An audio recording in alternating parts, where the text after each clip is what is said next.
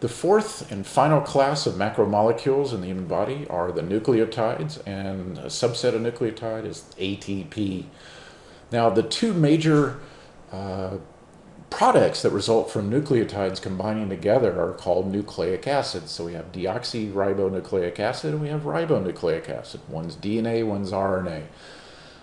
I'm going to talk more about these in chapter 4. And so we'll hold off till then to address those. But a nucleotide has some major components associated with it that you should know, so that when we address it in chapter 4, you'll already have it well in hand.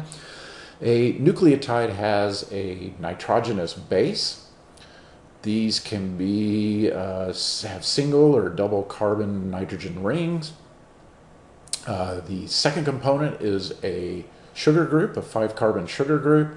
And then we have one or more phosphate groups. Now, the best known nucleotide here is ATP, adenosine triphosphate. The name says it all. Not only does it have one phosphate group, it has 3. And you can see the structure here. Adenosine triphosphate has adenine for its base, its nitrogen-containing base. Ribose is its 5-carbon sugar. And then the 3 phosphate groups. This molecule is our new best friend. We've met homeostasis. Love him. Glucose, going to learn to love him a lot. And then we have ATP. And so ATP, we use glucose to get energy into our body. This is our primary molecule going into our metabolic pathways. And the way we're going to use the energy contained in the glucose is we're going to convert it into a form of ATP. ATP is going to be our carrier then. It's our currency. It's our bank. We're going to pull ATPs out of the bank, right? And so ATPs are very valuable. And we can see that ATPs can degrade. Why are they so valuable? Why are they great at carrying energy? It's because of the 3 phosphate groups. Because you see all those negative charges on those oxygen atoms. And because of those negative charges, like charges repel.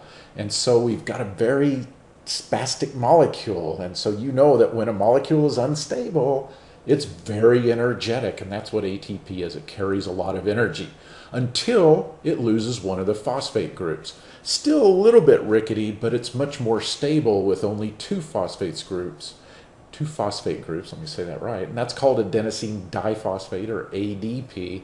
And you can still lose the second phosphate group to have a very stable molecule called adenosine monophosphate. But typically the body revolves around ADP getting a phosphate molecule, and adding it and becoming ATP.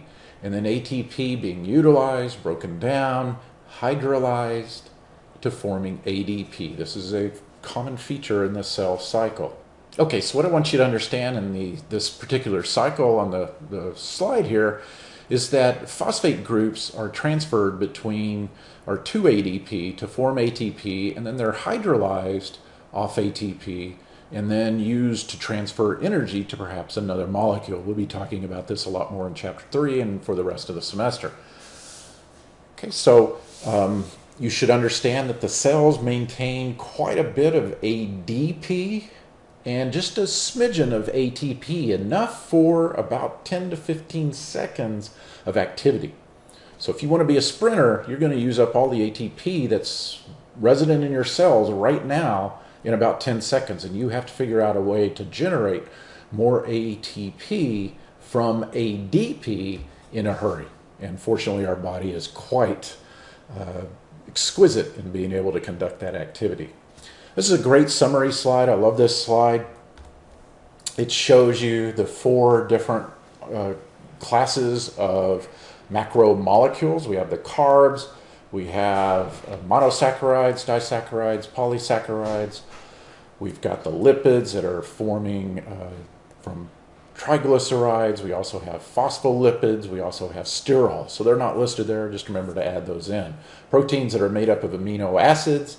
And then we have DNA, RNA that we're going to talk about a little more. And then in the last class, we have ATP.